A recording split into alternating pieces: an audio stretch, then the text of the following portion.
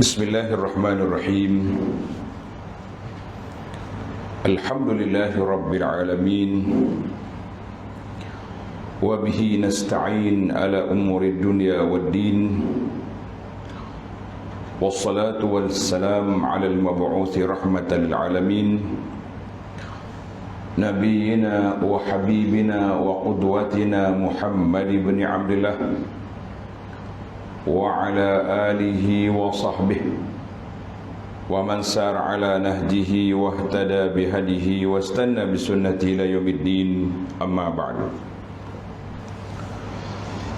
Yang dihormati pengurusi ahli kuasa al-fadhil, tuan-tuan imam Masjid Al-Ghufran, muslimin dan muslimat, para jemaah, para pencinta ilmu, pencinta Al-Quran, Assalamualaikum warahmatullahi wabarakatuh.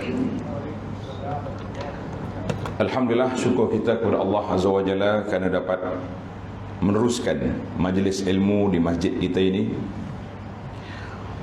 dengan sebuah kitab yang saya baca, nama dia Mawa'iz Al-Mufassirin. Mawa'iz Al-Mufassirin ataupun nasihat daripada ulama tafsir, di mana para ulama tafsir apabila jumpa ayat-ayat yang menyentuh tentang, yang berkait tentang kemasyarakatan, maka mereka akan sebut perkara-perkara yang kita kena ambil maklum, kena ambil faham. Kerana Al-Quran itu sendiri adalah merupakan kitab yang Allah turunkan untuk dijadikan panduan hidup manusia, dijadikan pedoman dalam sepanjang hidup,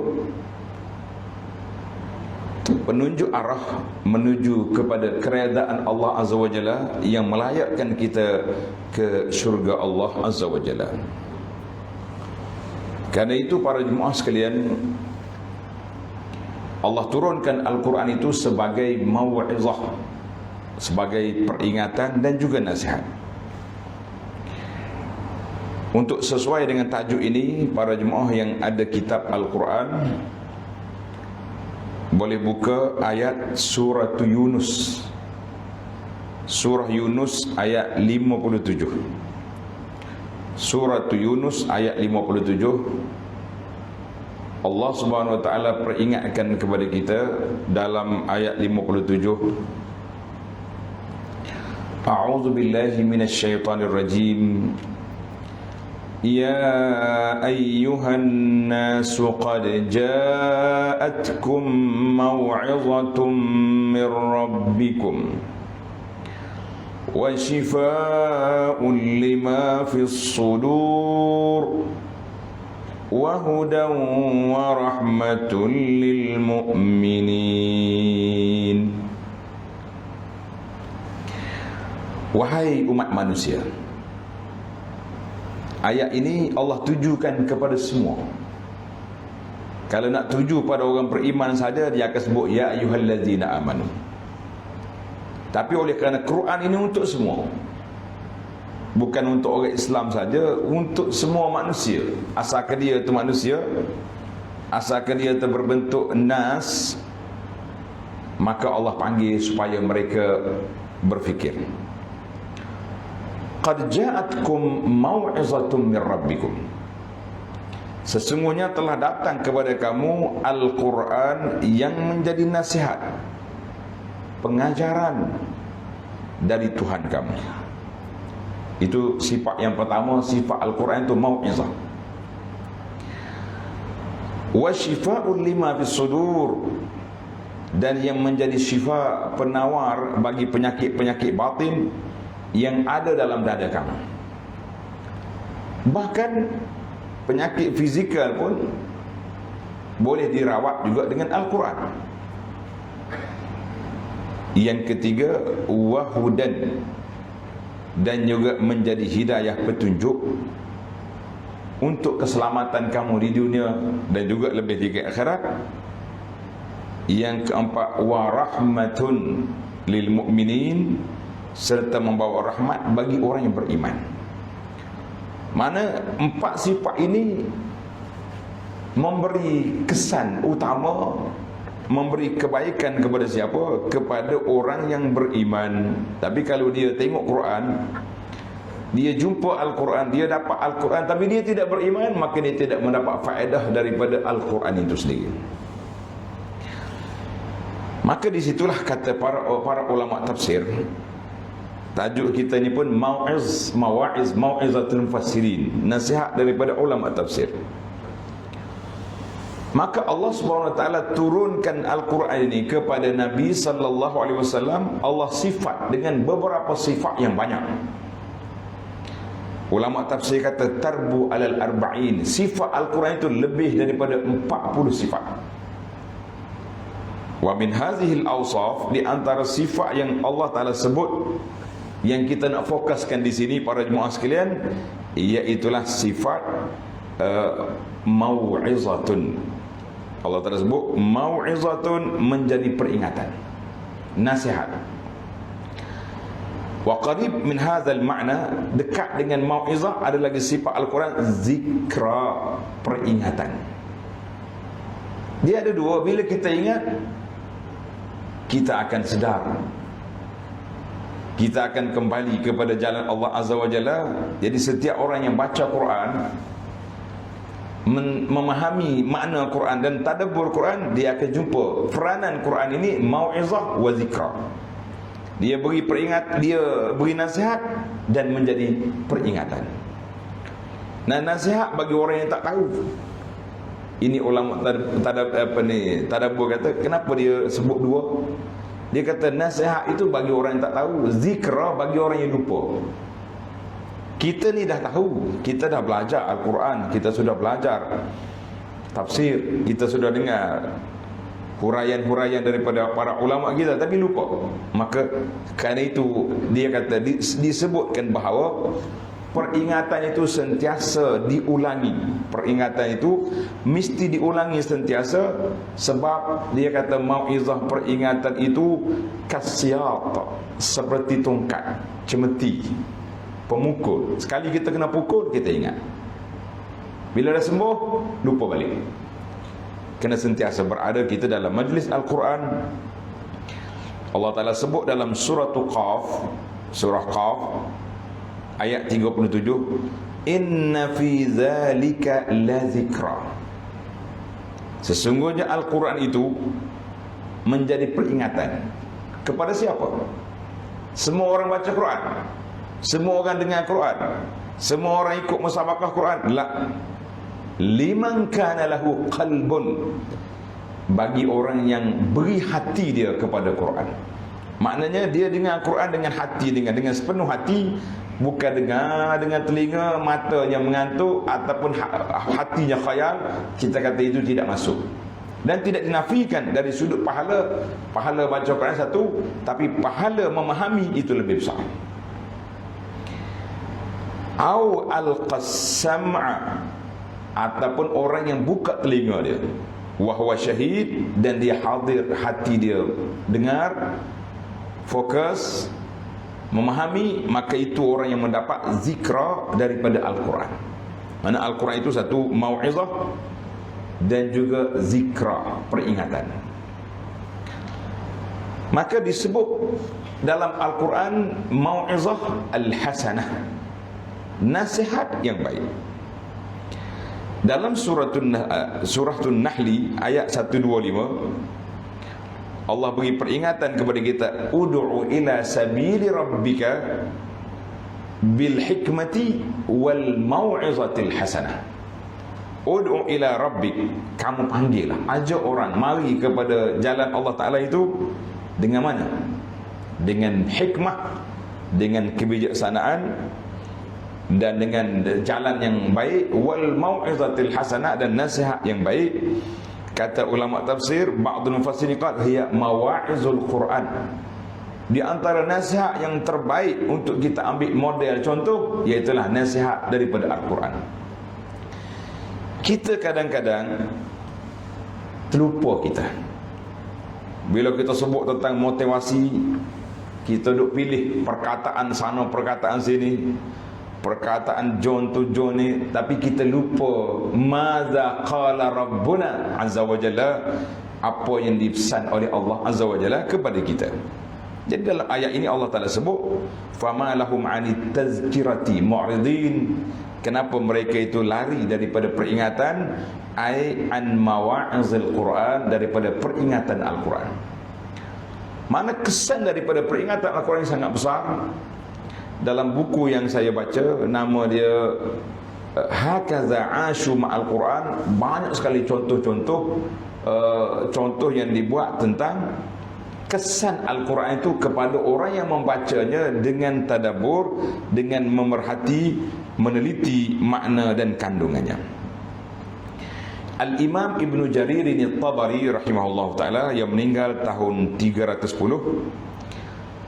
dia dikenal dengan nama Syekhul Mufassirin, sebab dia di antara mufassir yang awal, 310 sudah meninggal. Dia sebut tentang ayat yang kita baca awal tadi, ayat surah Yunus.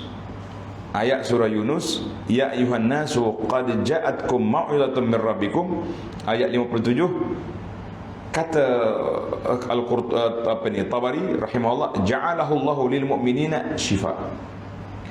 Allah jadikan Al-Quran itu bagi orang beriman penawar, penyembuh. Mereka sembuh dengan apa? Mereka mengambil kesembuhan bimawa'izihi, dengan nasihat-nasihat, dengan peringatan-peringatan yang ada dalam Quran, daripada penyakit-penyakit yang mengganggu dalam hati mereka, daripada waswas syaitan dan juga khawatir, permainan, pemikiran yang dibawa oleh syaitan dalam hati manusia. Jadi kalau mari syaitan kacau kita kena kembali kepada mau'izatul Quran, kepada peringatan Al-Quranul Karim. Fayakfihim wa yughnihim, ni kata Tabari lagi, maka cukuplah bagi mereka, bagi orang yang beriman itu, an kulli ma adahu, daripada nasihat-nasihat yang lain. Cukuplah kita tadabbur Quran, nasihat daripada Al-Quran itu yang terbaik. Karena itu para jemaah sekalian, apa yang kita bawa bincang dengan para jemaah, supaya kita balik kepada mengkaji, mempelajari, mentadabbur Al-Quran, kerana sudah ada di sana cukup. Allah Ta'ala sebut tadi berapa sifat Al-Quran, ada 4 sifat: mau'izah, syifa, hudan, rahmah. Apalagi yang kita nak lebih daripada itu? Sehingga kan para ulama menceritakan tentang syifa. Al-Quran itu bukan hanya penyembuh dalam hati manusia, tapi sekaligus syifa kepada abdan, kepada tubuh kita. Sebagaimana yang berlaku kepada sahabat Nabi radhiyallahu anhum yang pergi nak pergi menjadi tetamu di sebuah kampung. Penduduk kampung itu tak terima mereka, jadi dia duduk di pinggir kampung. Malam tu penghulu kampung itu kena ujian, digigit oleh binatang berbisa. Habis tu orang kampung hari tak boleh nak selesaikan masalah, sahabat Nabi pergi. Tapi dia buat syarat. Dia kata, aku boleh je nak pergi, tapi kamu tu buat masalah kepada kita, tak nak terima kita sebagai tetamu. Maka kalau kita nak suruh kami ruqyah, baca, penghulu kamu ni kena bagilah sumbangan, bagilah upah. Lepas tu kita jangan buat payah dengan orang. Bila kita terdesak, kita nak minta tolong, payah. Dia kata dia baca Al-Fatihah. Dia dapat beberapa ekor kambing yang diberi. Dia balik cerita kepada Nabi SAW. Nabi kata buat apa? Dia kata baca Fatihah, hilang dia punya penyakit. Tapi kena yakin lah. Ni kalau kita pergi baca ya ke tak ya, yakin ke tak yakin, tak jadi. Apa benda pun tak jadi kalau tak yakin. Jadi sahabat ni dia yakin Al-Quran itu sebagaimana Allah Ta'ala sebut sebagai syifa. Maka para jemaah sekalian, kita dapat memahami bahawa al-wa'zu, nasihat dalam Al-Quran, dan juga nasihat daripada hadis Nabi sallallahu alaihi wasallam Allah mempunyai kedudukan yang tinggi. Sebab apa? Kerana besar kesan dia ke dalam hati manusia, dan dia boleh mengubah perjalanan hidup manusia dengan nasihat daripada Al-Quran. Karena itulah para jemaah sekalian, kita sangat berhajat mencari, meneliti, mempelajari nasihat-nasihat daripada Al-Quran, sebab nasihat itu adalah merupakan salah satu daripada lorong jalan nak membawa kita ke syurga, yang mencerahkan akal kita, yang melapangkan dada kita, yang menjadi cahaya kepada hati kita, iaitulah melalui jalan-jalan Al-Quran, pendidikan Al-Quranul Karim. Satu kisah, menariklah kisah ni, bagus. Satu kisah,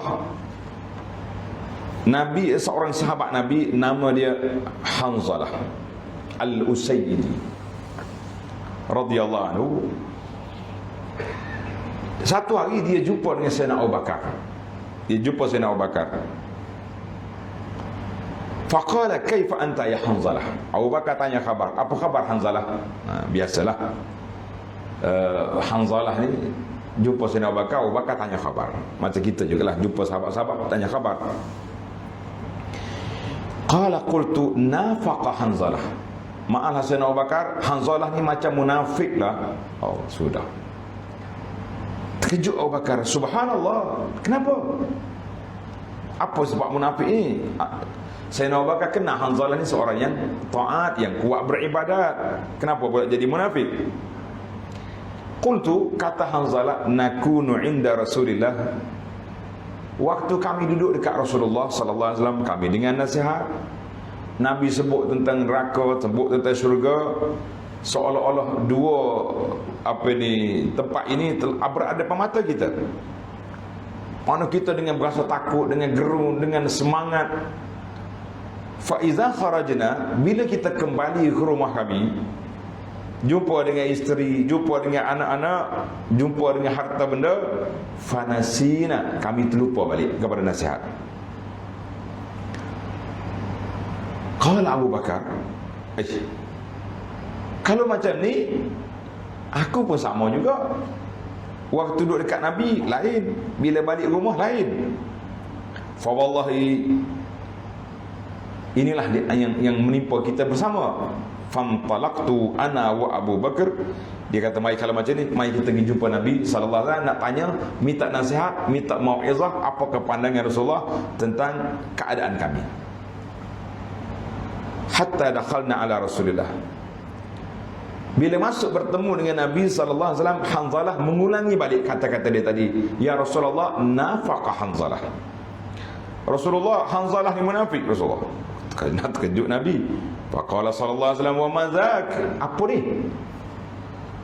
Dia pun cerita apa yang perasaan dia. Duduk dekat Nabi sallallahu alaihi wasallam, dengan Nabi nasihat, dengan Nabi tazkirah, semangat. Balik ke rumah, jumpa anak, jumpa isteri, jumpa harta benda, terlupa balik. Allahu Akbar. Kata Nabi sallallahu alaihi wasallam, dengar para jemaah sekalian, bagaimana Nabi beri nasihat pada sahabat supaya jangan terlalu memikirkan sehingga sampai peringkat kita tak nak buat apa. Qal wallazi nafsi biyadihi. Nabi kata, Nabi kita bersumpah, demi jiwaku di tangan Allah, in law tadumuna ala ma takunun, kalau kamu berterusan keadaan kamu sebagaimana kamu duduk dekat aku dan berterusan mengingati Allah Azza wa Jalla, sentiasa berzikir, la safahatkumul malaikatu ala furushikum wa fi turuqikum. Malaikat akan bagi salam dengan kamu di rumah kamu dan juga di tengah jalan. Nabi kata, walakin ya Hanzalah, Hanzalah, sa'atan wa sa'atan. Nabi kata, kita ni ada masa. Ada waktu kita di masjid, kita berzikir, kita baca Quran, kita tadabbur Quran. Ada waktu kita duduk dalam majlis ilmu, kita boleh dengar sampai rasa gemetar hati kita, takut dan ingat kepada Allah Azza wa Jalla. Dan ada masa kita balik dengan keluarga kita, kita pergi berjalan sana sini, tengok sana sini, makan minum. Nabi kata, sa'atan wa sa'atan. Mana ada masa. Kalau kita duduk macam tu sentiasa, tak kerja, tak ada kerja lah, kita tak nak buat kerja. Nah, manusia pun tak ada atas dunia ni. Semua orang senyap sunyi belaka, duduk bertapa dalam gua, duduk iktikaf, tak ada keluarga. Tidak boleh. Hadis ni dalam Muslim. Maka kata Ibnul Jauzi rahimahullahu ta'ala, dia kata apa? Qad ya'ridu 'inda sama'il mawa'iz. Manusia ni bila dengar nasihat, terkesan dalam jiwa dia. Boleh jadi dia boleh menangis, boleh insaf, boleh sedar, dan macam-macam yang kita boleh. Tapi bila dia duduk seorang, balik semula daripada majlis ilmu, boleh jadi hati dia lalai, lara, lupa balik. Maka aku fikir, Ibnul Jauzi ni bagus. Dia tulis sebuah kitab dia, nama dia Saidul Khatir, catatan daripada pemikiran. Nah, ini penting bagian kita yang mendengar ilmu, belajar ni kena ada nota. Sebab benda-benda yang berfaedah dan fawaid kita boleh catat. Dan hari ni pula mudah, zaman kita hidup ni para jemaah sekalian, mudah sekali catatan kita yang baik-baik, nota kita yang baik-baik itu kita boleh share dengan sahabat-sahabat dalam grup kita, dalam media sosial yang ada di tangan kita ni mudah. Dulu kalau kita nak share ni kena hantar ke penerbit, hantar kepada editor surat khabar, dia lulus tak lulus cerita lah. Yang kita ni lulus ya. Cuma biar betul lah tulisan kita tu. Fatadabbartu sabab. Aku fikir kenapa manusia tu macam tu keadaan. Maka aku dapat kesan bahawa manusia itu berbeza-beza, gaya hidup dia berbeza-beza. Ada orang yang hati dia lembut, dengan nasihat dia terkesan, dia menangis. Tapi lembut tu cair, dengar je itu hilang. Itu rugi. Kita nak hati yang boleh menerima, dengan nasihat berkesan dan melekat. Itu yang paling payah. Dia dengar tapi mudah cair, hilang. Dua sebab dia kata manusia dengan nasihat itu berkeadaan sedemikian. Sebab yang pertama, annal mawa'iza kasiyat. Tanda tuan-tuan, nasihat itu macam rotan. Nasihat macam rotan. Rotan ini sakit waktu kena ya. Pain kena, Allah, aduh. Bila dah balik, berlalu waktu, kesan rotan pun dah hilang, tak rasa apa. Tengok rotan pun rasa tahu dia. Nasihat macam tu juga. Bila masuk dalam hati, dia memberi kesan, kita rasa insaf, rasa semangat ni nak balik ni. Tapi lama-lama dia lupa balik. Itu sebab ana bila bawa jemaah ni, kita akan beri nasihat-nasihat khas istiqamah selepas mengerjakan haji, selepas umrah, selepas melakukan ibadat yang besar. Sebab istiqamah itu penting. Kata dia ulama lain pula daripada Ibn Jauzi, dia kata kita ni macam besi. Kita selepas ibadat yang besar ni, selepas dengar mau'izah, macam besi panas. Besi ketika dia panas, kita boleh nak buat dia, nak buat pedang boleh, nak buat golok boleh, nak buat tombak boleh. Tapi kalau dah keras, jangan main. Hati kita macam tu juga. Di saat kepanasan itulah nasihat perlu diberi, bimbingan perlu disampaikan supaya melekat dalam hati, boleh dicanai hati dia dengan ke arah yang baik. Itu satu sebab. Sebab yang pertama dia kata al-mawa'iz kasiyat. Nasihat itu seperti rotan. Sebab yang kedua, halata sama'il mawa'iz. Sebab yang kedua, orang itu sendiri, pendengar itu sendiri, orang yang mendengar sendiri, ada kalanya dia dengar dalam keadaan tidak begitu fokus. Ini yang kita bimbang. Tidak begitu fokus. Orang yang duduk kuliah, dia duduk berbual. Ada setengah tempat ni pakcik-pakcik ni bagus. Kalau ada majlis ilmu, ada je dia. Tapi bila ada dia, ada yang cakap-cakap di tepi. Kita kata, subhanallah, rajin sungguh dia. Kalau dia malas belajar, dia tak mari. Tapi dia mari dengar, tapi dia bercakap. Kita kata orang ni orang tak fokus. Jadi oleh kerana dia tidak fokus, dia dengar tu dengar gitu-gitu je, tak masuk, tidak melekat dalam hati dia, maka orang ni orang yang cepat terlupa, cepat terlepas daripada ingatan dia. Begitulah kata Ibn Jauzi, begitulah keadaan manusia.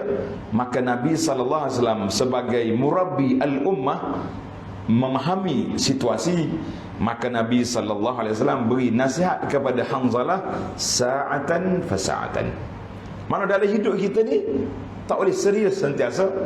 Kena ada waktu kita gurau-gurau, kena ada waktu kita fokus, kena ada waktu kita menuntut ilmu, waktu kita beramal, dan juga waktu kita berehat. Allahu Akbar. Itu di antara nasihat yang diberi. Maka para ulama mengatakan bahawa fa inna ma wa'izal Quran, nasihat daripada Al-Quran itulah nasihat yang paling utama sekali. Dari sudut arahan Al-Quran, dari sudut larangannya, dan di antara kepentingan dalam kita memahami larangan dan arahan Al-Quran ini, kita kena belajar ilmu tadabbur, iaitu ilmu nak memahami hikmat di sebalik perkara tersebut. Ada sebuah buku yang saya terjemah. Tuan-tuan cari buku ni, kalau ada baca, kalau tak ada pinjam. Tajuk dia Keindahan Islam. Dalam buku Keindahan Islam ini dia sebut tentang manusia itu, dia nak tahu kalau diberi arahan buat, kenapa? Kalau dilarang juga, kenapa? Limadha wa limadha, kenapa? Jadi kita dalam hidup kita ni ada limadha wa kaifa, bagaimana dan kenapa. Dua perkara ini penting. Jadi para pendakwah, para murabbi kena memahami dua perkara ini besar, dipanggil hikmah. Setengah orang dipanggil falsafah. Anda tak apa nak suka guna falsafah, saya lebih guna selesa dengan hikmah, sebab falsafah tu dia pergi pada banyak benda. Jadi Al-Quran itu mudah untuk kita menerima, mudah untuk kita faham, dan dia mudah memberi kesan ke dalam hati manusia. Tapi dengan syarat. Apa syarat dia? Tengok syarat dia ni sebagaimana yang disebut oleh Allah Azza wa Jalla dalam Al-Quran Al-Karim. Tuan-tuan tanda surah Az-Zumar, surah Az-Zumar ayat 22. Afaman syarahallahu sadrahu lil Islam fahuwa ala nurim min rabbih. Orang yang Allah Ta'ala cerahkan dada dia untuk menerima Islam, maka dia duduk di atas cahaya daripada Allah Azza wa Jalla. Fawailun lil qasiyati qulubuhum min zikrillah. Celakalah bagi hati yang keras daripada mengingati Allah Azza wa Jalla. Ulaika fi dhalalim mubin. Mereka itu adalah orang yang sesat yang sangat nyata. Surah Az-Zumar ayat 22. Kata di para ulama, ayat ini yada'u yadahu ala qalbihi, kita letak hati kita, tangan kita di atas hati kita. Wahai hati, kamu ni jenis mana? Dengan Al-Quran memberi kesan ke tak rasa apa-apa? Allah Ta'ala beri kepada kita hati itu ni, serahkan dada kita. Bila dengar Al-Quran, suka.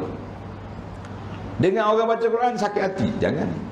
Osman radhiyallahu anhu kata, kalau hati kita baik, masyabi'at min kalami rabbih, hati ini tidak akan kenyang mendengar kata-kata Allah Azza wa Jalla. Jadi kita semak hati kita. Maka para ulama tadabbur kata, wa inna burudal atifah, selesu, lemah, sejuk perasaan kita bila dengar nasihat Al-Quran, itu tanda amaratun ala dha'fil khasyah, itu tanda orang itu lemah sifat khasyah dia, takut dia kepada Allah Azza wa Jalla, wa qillati ta'assur, dan hati dia tidak memberi kesan dengan Al-Quran Al-Karim. Sedangkan Allah Ta'ala sebut orang-orang yang baik itu apa dia? Allah, tengok dalam ayat yang sama, Az-Zumar ayat 23, Allah sambung, Allahu nazzala ahsanal hadis kitaban. Allah Ta'ala turunkan sebaik-baik cakapan, iaitu kitab mutasyabihan masani. Itu sifat Al-Quran. Taqsya'irru minhu juludul ladzina yakhshawna rabbahum. Orang yang punya hati yang takut pada Allah Ta'ala, taqsya'ir, orang panggil naik bulu roma dia, gementar hati dia.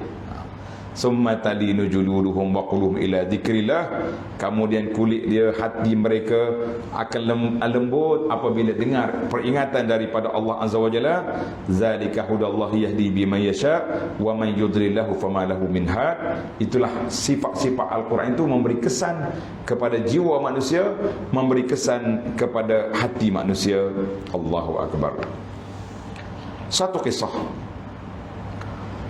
daripada Sayyidina Umar radhiyallahu anhu, qara'a al-Faruq surah Maryam. Sayyidina Umar dia baca surah Maryam. Surah Maryam ini surah ayat yang ke-58. Panjang ayat ini, saya baca. Ulaika alladzina an'ama Allahu 'alaihim minan nabiyyin min dzurriyyati Adam wa mimman hamalna ma'a Nuh wa min dzurriyyati Ibrahim wa Israil wa mimman hadaina wajtabaina. Jadi orang-orang yang Allah Ta'ala beri nikmat dari kalangan nabi-nabi daripada zuriat Adam, mereka ini apa sifat? Iza tutla alaihim ayatul rahman kharru sujjadan wa bukiya. Bila dibaca ayat-ayat Allah Ta'ala, mereka akan tunduk sujud dan mereka menangis. Qala Umar, hadha sujud. Sujud memang kita sujud. Bila kita baca dalam ayat-ayat Allah Ta'ala tentang sujud, dalam Quran tu ada 14, ada riwayat kata 15 tempat sujud tilawah. Kita akan sujud. Tapi Allah kata wa bukiya, mereka itu menangis. Qala Umar fa ainal buka? Siapa yang boleh menangis dengan baca ayat Quran ini? Riwayat asar ini dikeluarkan oleh Imamul Baihaqi dalam Syu'abul Iman. Jadi soalan Sayyidina Umar ini soalan innahu soalul muhasib. Soalan orang yang memuhasabah diri. Dia tanya diri dia, di mana ketangisan? Sedangkan dikatakan dalam riwayat sejarah hidup Sayyidina Umar radhiyallahu anhu, Umar ni katanya ada bekas di pipi dia tu, bekas air mata tangisan dia. Wallahu alam, itu yang disebut oleh para ulama. Tapi Umar bila baca ayat ni, dia kata hadzal sujud wa ainal buka. Ini sujud, di mana tangisan? Kita kata subhanallah. Karena itulah para jemaah sekalian, kita kena sentiasa bila kita baca ayat-ayat Al-Quran, kita tadabbur Quran, biar menyentuh perasaan kita sehingga Al-Quran itu menjadi pelembut hati kita dengan kita boleh menangis kepada Allah Azza wa Jalla. Itulah nasihat ataupun peringatan yang disampaikan kepada kita oleh para ulama yang telah mengkaji, meneliti perjalanan hidup melalui nasihat-nasihat yang diambil daripada Al-Quranul Karim. Allahu Akbar. Baiklah para jemaah sekalian, insya-Allah kita sambung lagi nasihat mawa'izul mufassirin, nasihat daripada ulama tafsir, daripada ayat-ayat yang lain yang boleh menyentuh perasaan kita insya-Allah. Subhanakallahumma wa bihamdika asyhadu an la ilaha illa anta astaghfiruka wa atubu ilaik. Wa sallallahu ala nabiyyina Muhammadin wa ala alihi wa sahbihi ajma'in. Walhamdulillahi rabbil alamin. Wassalamu alaikum warahmatullahi wabarakatuh.